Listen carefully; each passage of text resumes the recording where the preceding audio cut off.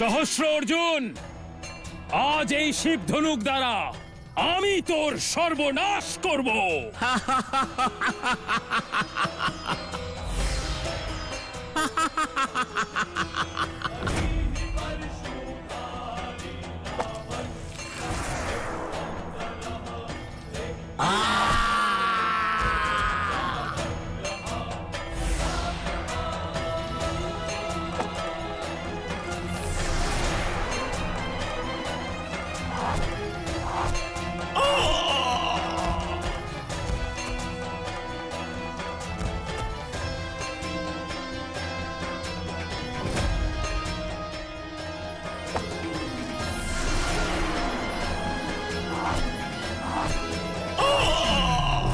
আর এইভাবে পরশুরাম সহস্র অর্জুনের সহস্র ভুজা কেটে ফেলে ওর এবং ওর বংশের সকলের বিনাশ করেন দেবর্ষি। যুদ্ধের পরেও পরশুরামের হাত থেকে সেই ধনুক আলাদা হয়নি, কারণ ওনার হাতে অধর্ম হয়েছিল। এ কি হচ্ছে আমার সঙ্গে? সহস্র অর্জুন অধার্মিক ছিল, কিন্তু তার বংশের লোকেরা কোনো পাপ করেনি। কিন্তু ক্রুদ্ধ হয়ে পরশুরাম সবাইকে বধ করেন। আর সেই পাপ থেকে মুক্ত হওয়ার জন্য পরশুরাম ব্রহ্মপুত্রে গিয়ে ঘোর তপস্যা করেন। ওম নমঃ শিবায়, ওম নমঃ শিবায়। আর প্রতিজ্ঞা করেন যে উনি আর কখনোই অস্ত্র ধারণ করবেন না। কিন্তু এর পরেও পরশুরামের সম্মুখে এক বিরাট সমস্যা উপস্থিত হয় যে উনি সেই ধনুক কোথায় রাখবেন। তখন তিনি যদুবংশে গিয়ে রাজা যদুর কাছে সেই ধনুক রেখে তপস্যা করতে চলে যান। সেদিন থেকে সেই ধনুক মথুরায় আছে। নারায়ণ নারায়ণ, যদি এই পাপী কংসের সাধনার ফলে এই ধনুক জাগ্রত হয় আর পরমাবতার শ্রীকৃষ্ণের উপর বাণ নিক্ষেপ করে, তাহলে তো সংসারে অনর্থ হয়ে যাবে। এতে কোনো সংশয় নেই দেবর্ষি। তখন কানাই কিভাবে বাঁচবেন? এখন সেটা কানাই জানে দেবর্ষি। এই ধনুককে জাগ্রত করার থেকে কিভাবে আটকানো যায়।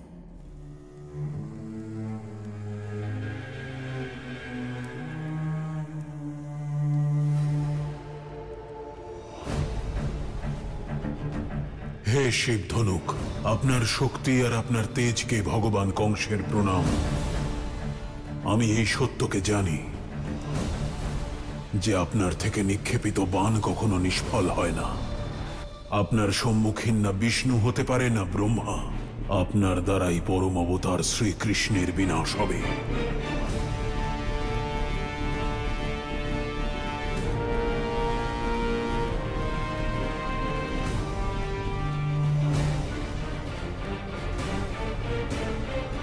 আচ্ছা ভগবান, একটা কথা বলছি, যখন এত দৈব ধনুক আপনার কাছে আছে, তখন অপেক্ষা কিসের জন্য করছেন? আরে ওই ধনুক তুলুন আর বিনাশ করে দিন ওই কানাইয়ের। না হলে ভগবান আপনি আমাকে আদেশ দিন, আমি করে দিচ্ছি এই কাজ। ধন্যবাদ ভগবান, আমি এক্ষুনি যাচ্ছি।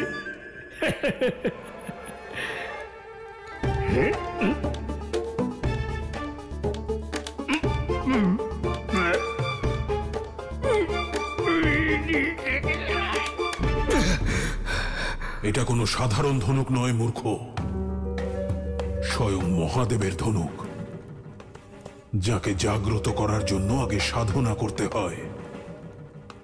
এটা তুলে নেওয়া যদি এতই সহজ হতো, তাহলে বিষ্ণুর ওই পরম অবতার শ্রীকৃষ্ণ এতদিন আমার হাত থেকে বাঁচত? ওঠো ওঠো, আমি আমার সাধনার দ্বারা একে জাগ্রত করব। যাও এখান থেকে।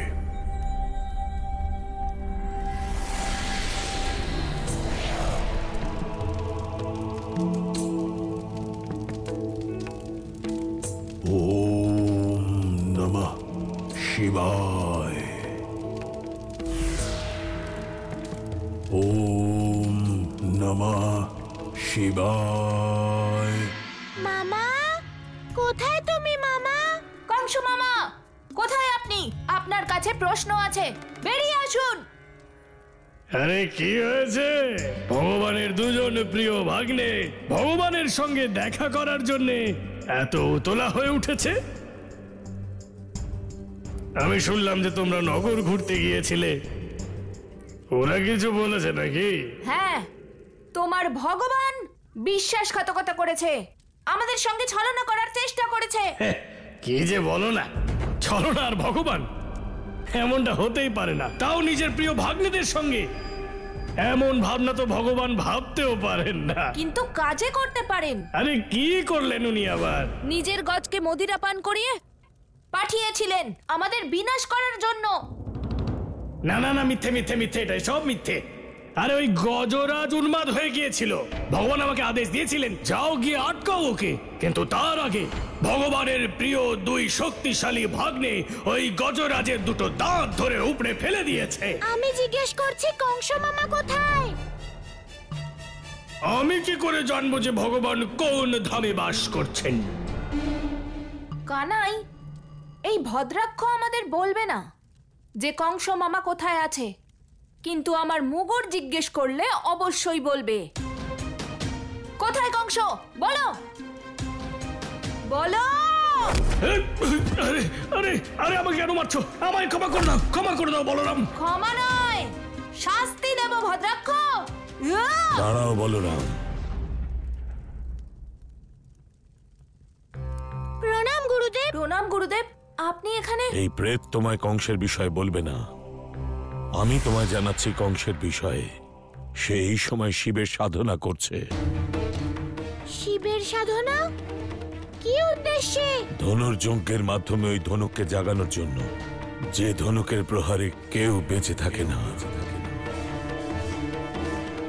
তোমাদের দুজনকে ওই ধনুর্যজ্ঞ ভঙ্গ করতে হবে, কারণ যদি ধনুর্যজ্ঞ সিদ্ধ হয়ে যায় তাহলে তাকে বধ করা অসম্ভব হয়ে দাঁড়াবে।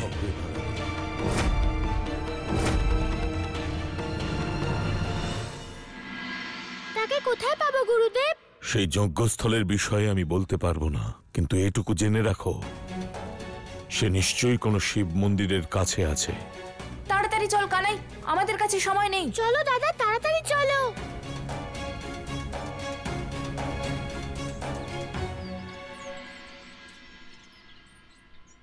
নন্দরাজ, কানাই চলে যাওয়ায় কেবল গৃহই শূন্য হয়নি, পুরো বৃন্দাবন শূন্য হয়ে গেছে।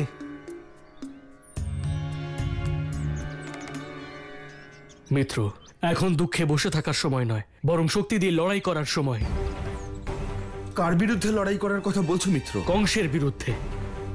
মিত্র, কিছুজন গোয়ালা মথুরা থেকে ফিরে এসে আমাদের জানিয়েছে যে কংস কানাই আর বলরামের উপর হাতি দিয়ে আক্রমণ করিয়েছে। কি? হ্যাঁ? কানাইয়ার বলরাম কেমন আছে? মিত্র, ঈশ্বরের অশেষ কৃপা যে দুজনেই ভালো আছে, কিন্তু আমাদের ওদের সুরক্ষার ব্যবস্থা করতে হবে। কিন্তু মিত্র, আমার তো মাথায় ঢুকছে না, আমরা এসব করব কিভাবে? আমরা ওদের রক্ষা এই লাঠির দ্বারা করব। মিত্র, আমাদের শীঘ্রই মথুরায় যেতে হবে। ঠিক বলেছেন বৃষভানু মশাই, বিলম্ব করা উচিত নয়, তাড়াতাড়ি করুন, চলুন।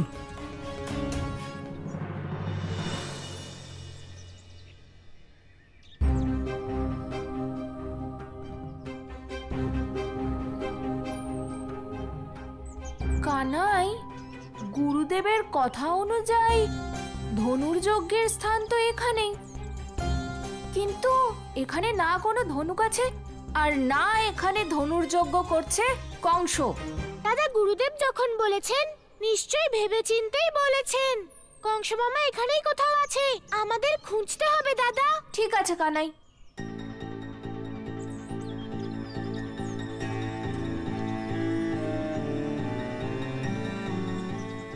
আরে, মন্দিরের দ্বারের সম্মুখে একটা পাথর।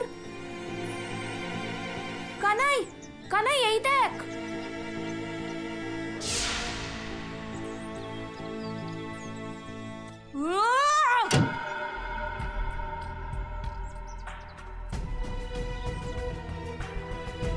এর মধ্যে থেকে অদ্ভুত ধ্বনি শুনতে পাচ্ছি। মন্দিরের দ্বারের সামনে কেন রাখা থাকবে? কেউ গর্ভগৃহে যাওয়ার পথে বাধা উৎপন্ন করেছে। নিশ্চয়ই কোনো রহস্য আছে কানাই, আমাদের খোঁজ করতে হবে। ওম নমঃ শিবায়। ওম নমঃ শিবায়। দাদা, রহস্যের সমাধান পেয়ে গেছি। এই পাথরটা সরাতে হবে।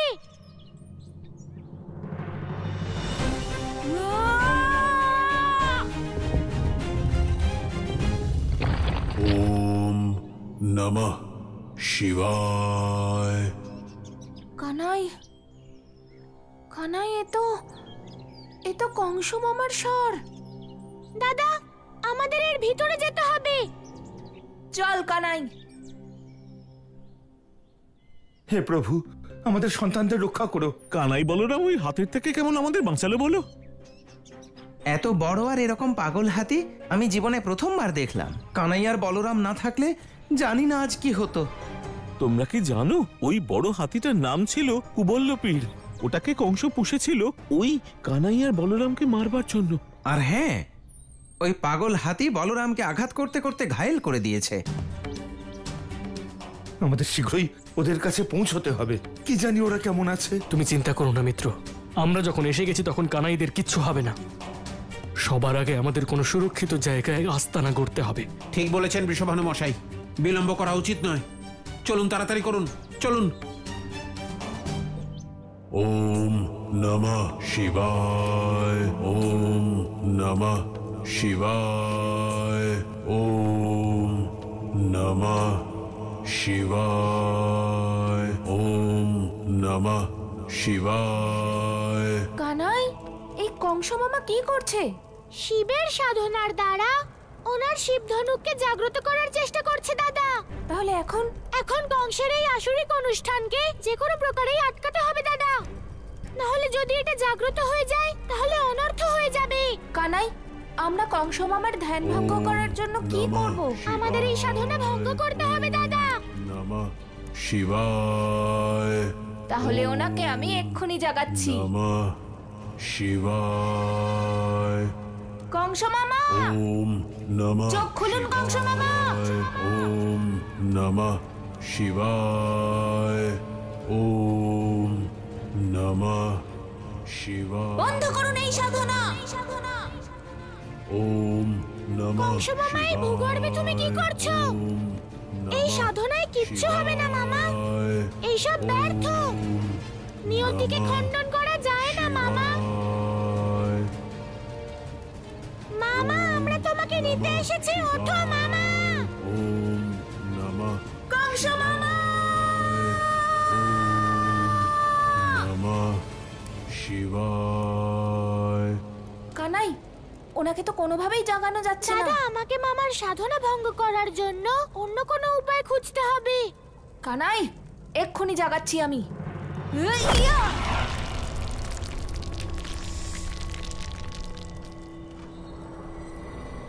কানাই, এ কি? এতেও কোনো কাজ হলো না। দাদা, আমাদের আরো চেষ্টা করে যেতে হবে।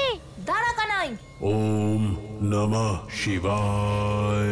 ওম নমঃ শিবায়। ওম নমঃ শিবায়।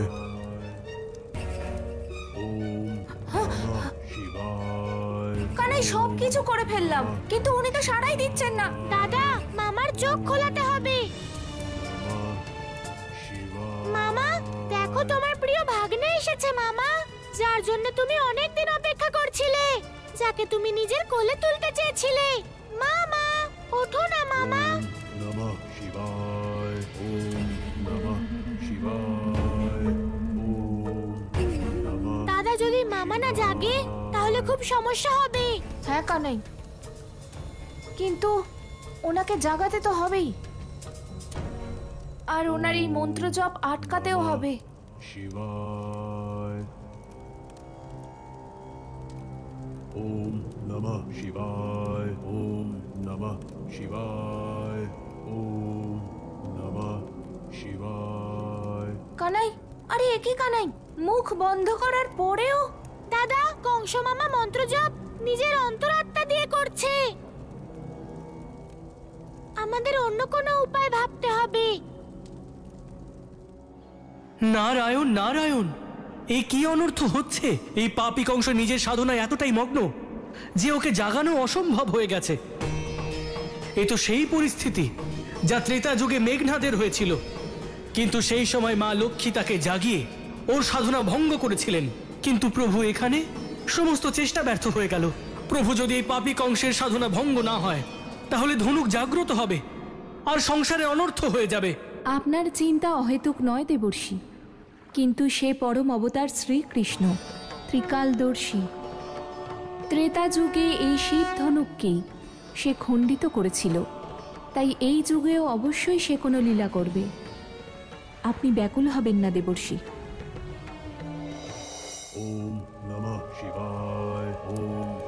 কানাই, একটা কাজ করি, ওনার এই ধনুকটাকেই নিয়ে চলে যাই। যেটার জন্য সাধনা করছে সেটাই যদি না থাকে তাহলে সাধনা হবে কি করে?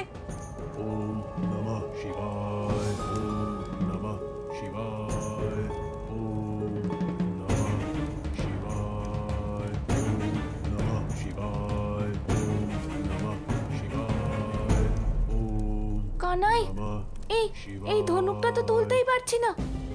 তাই তো এই সাধনা করছে, যাতে মামা ধনুককে জাগ্রত করে এখান থেকে তুলতে পারে। যাও, ধরো ওদের।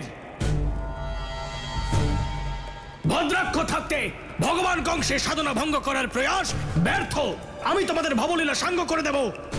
সৈন্যরা, যাও, ধরো ওদের আর তুলে বাইরে ফেলে দাও। যখন ভগবান কংসের সাধনা পূর্ণ হবে তখন ওদের উদ্ধারও করব আর পূর্ণ আহুতিও দেব। যাও। কানাই, তুই যেভাবে হোক সাধনা ভঙ্গ করার চেষ্টা কর, ততক্ষণ আমি ওদের দেখছি। মনে হচ্ছে তুমি জীবিত থাকতে চাও না ভদ্রাক্ষ, সেই জন্যই মহলে মার খাওয়ার পরে এখানে মার খেতে চলে। আরে, আমার জীবনের ব্যাপারে পরে ভাববে, আগে আমার সৈন্যদের সামলাও। যাও সৈন্যরা, যাও। হে শিব ধনুক, সময় নিজেকে ফিরিয়ে আনছে। একবার রাম অবতারে আমি মানুষের মর্যাদা স্থাপন করার জন্য মিথিলায় আপনাকে ভঙ্গ করেছিলাম, আর আজ ধর্ম স্থাপনের জন্য কৃষ্ণ অবতারে আমায় আপনাকে ধারণ করতে হবে। হে শিব, আপনার এই ধনুককে আমায় ধারণ করার অনুমতি দিন।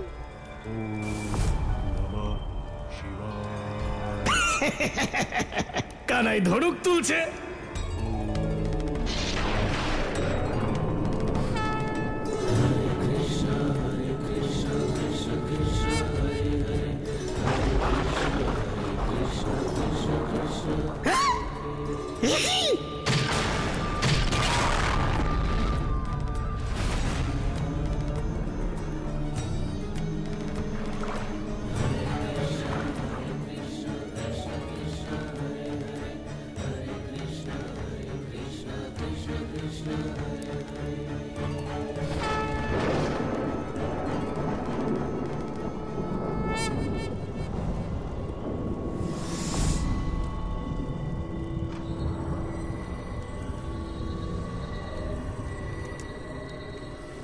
কে করলো এই অনর্থ? কে ভঙ্গ করলো এই ধনুক? কার এত দুঃসাহস?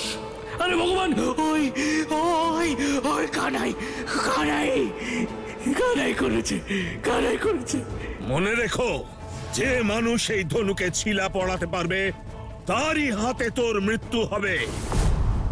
যে দিন এই ছিলা পড়ানো হবে সেই দিন তোর জীবনের অন্তিম দিন হবে।